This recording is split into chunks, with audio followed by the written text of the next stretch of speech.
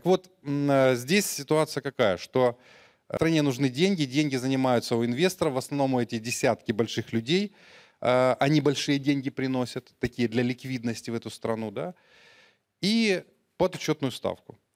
Потом, почему кризис возникает? Потому что инвестор вдруг боится, какая-то политическая ситуация плохая, приходят коммунисты или еще кто-то там, или расисты, или нацисты, без разницы.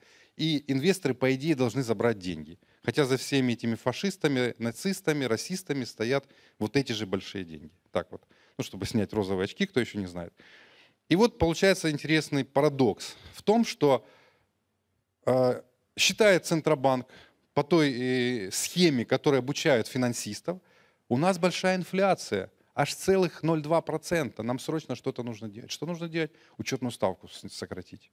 Сокращают учетную ставку, естественно, капитал инвестиционный выходит из страны, соответственно, люди не могут, предприятия, оплачивать кредиты, соответственно, шлейф не могут, они лишают работы людей, потому что предприятия банкротятся. Люди, набравшись кредиты, не могут оплачивать эти кредиты. Что происходит? Кризис.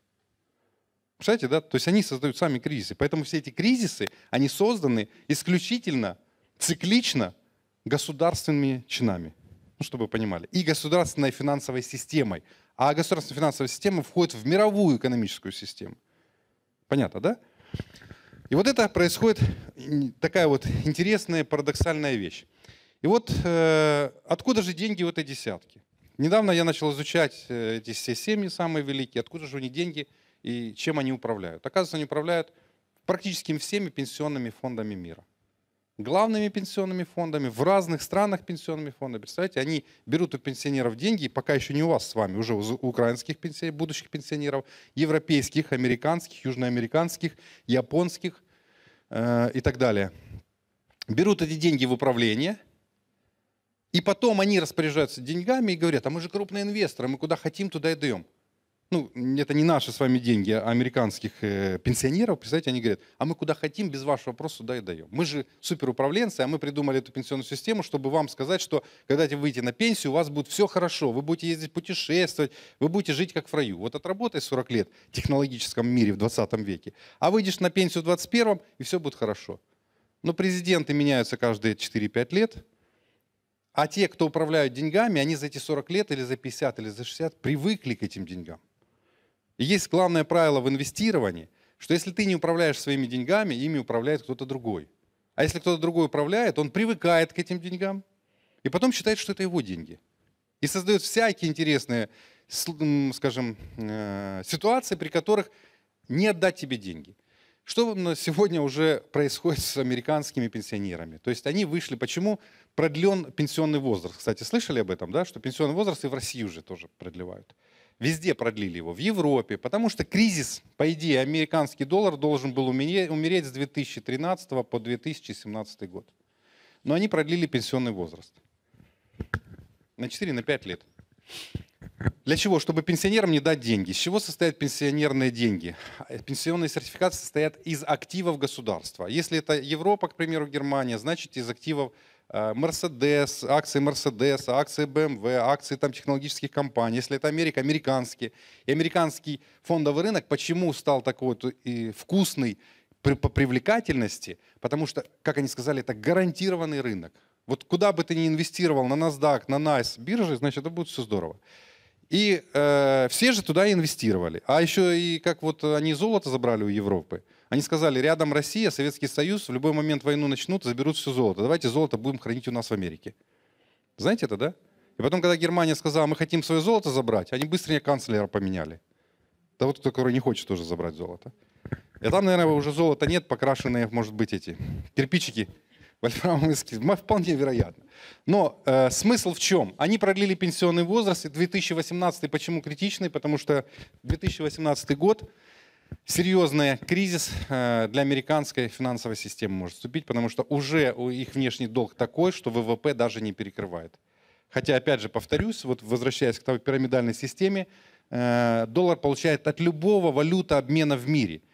Но это же не американская система. Доллар-то печатают частные банки. Они не относятся, ФРС, Федеральная резервная система, она не относится к государственному управлению Америки, как и российский Центробанк не относится к управлению государственной системы России. Понимаете? То есть относится, относятся и владельцы вот эти 10 банкиров мировых, картель мировой. 21 век. И рассматриваем точно так же разработчик альтернативной какой-то технологии. Ну, к примеру, свет дешевый, да? Либо там мусора у всех много. Знаете, что мусор — это сегодня проблема вообще всех, да? Представляете, переработка мусора, да, там пришел, вкинул в этот мусоропровод, он куда-то ушел, и электроэнергия бесплатная. А еще и тепло. Ну, представляете, да? Либо другие какие-то разработки, разницы нет. Что происходит? У него есть два момента. Обратиться к крупному инвестору, капиталисту, крупный инвестор, капиталист, да? Либо другая ситуация. Есть те же потребители, то есть мы с вами потребительское общество.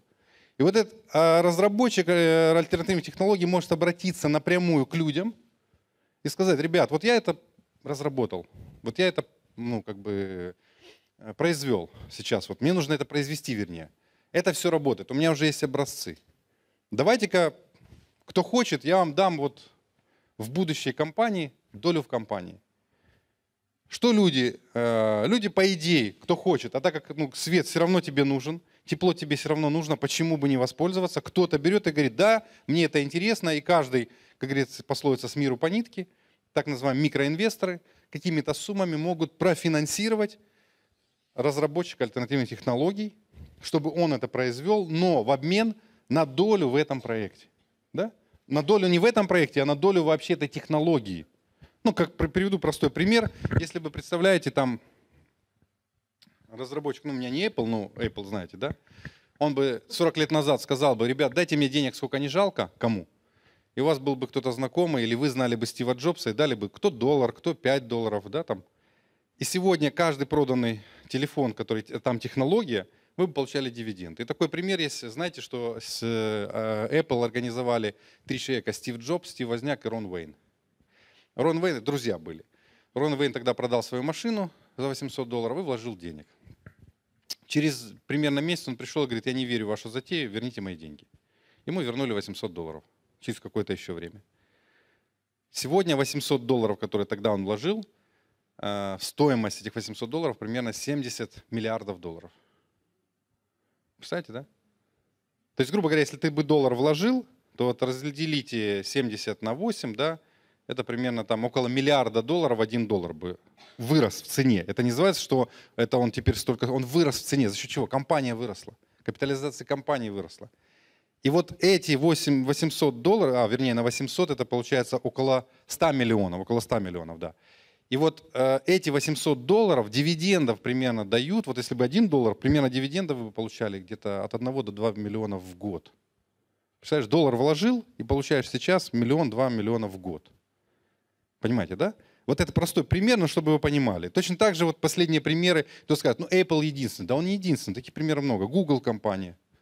Ну только Сергей Брин и второй этот парень, да, создатель Google, они пошли к крупному инвестору, который был дальновидный, понял, что он дал $100 тысяч, сегодня эти $100 тысяч стоят, ну, больше $2 миллионов.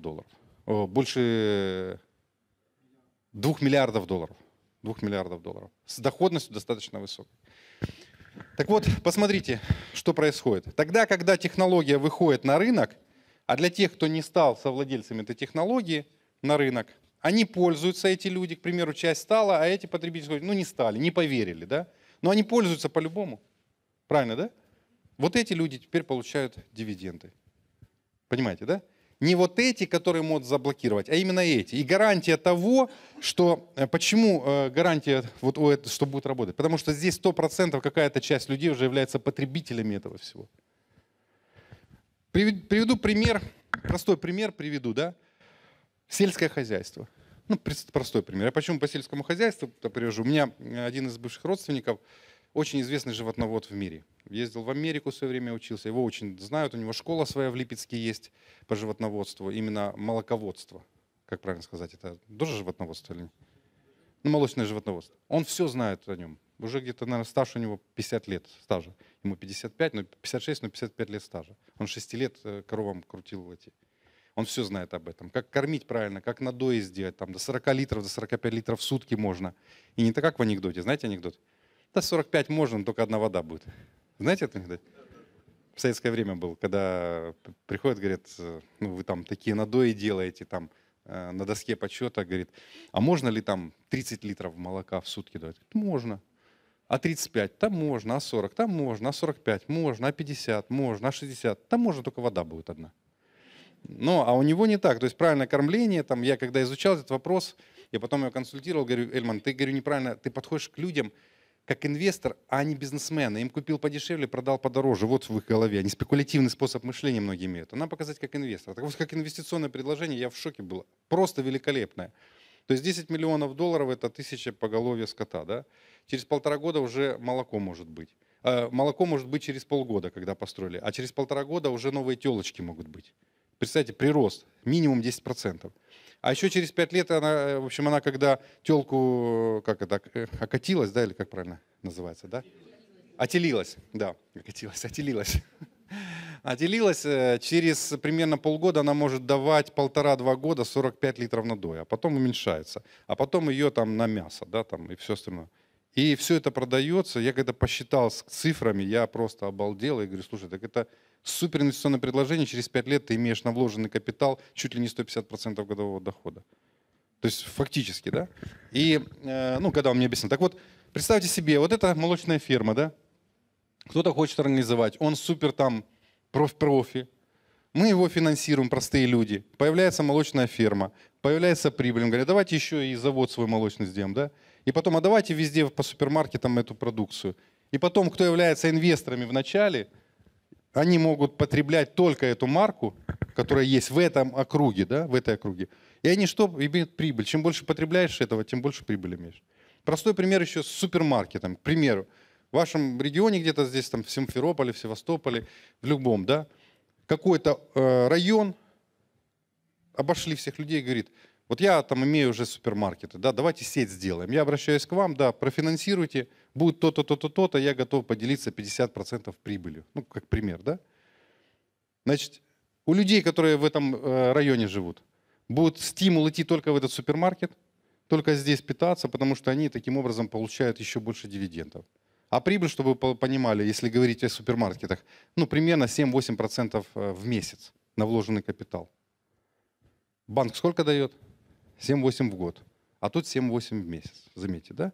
Если по молочным фермам я считал, так там где-то получается, ну, первые там 1,5-2 года не будет прибыли, а потом там доходность примерно в месяц от проданных этих продуктов, если ежемесячно считать, да, ну, примерно там будет до 50-60% в месяц. Вернее, в год, а через 3 года 150% годовых, это получается 12%, да, 12,5% в месяц. Ну, понимаете, а еще и растет. А еще и компания может расти, еще акции компании могут быть, ну, к примеру, как пример.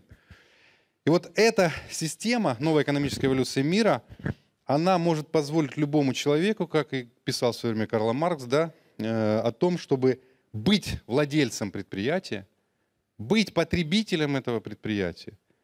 И таким образом еще и участвовать в управлении этого предприятия. Ну, управлении в каком плане? Что одна из главных факторов – мы тогда разработчику или организатору говорим, что мы не влазим в управление, ты, пожалуйста, управляй, но будем жестко контролировать и проверять. Если ты украдешь хоть копейку, то мало не покажется. Ну, понимаете, да? Народный контроль так называемый, да? Который, кстати, в советское время народный контроль очень сильно боялись. Очень, кто помнит.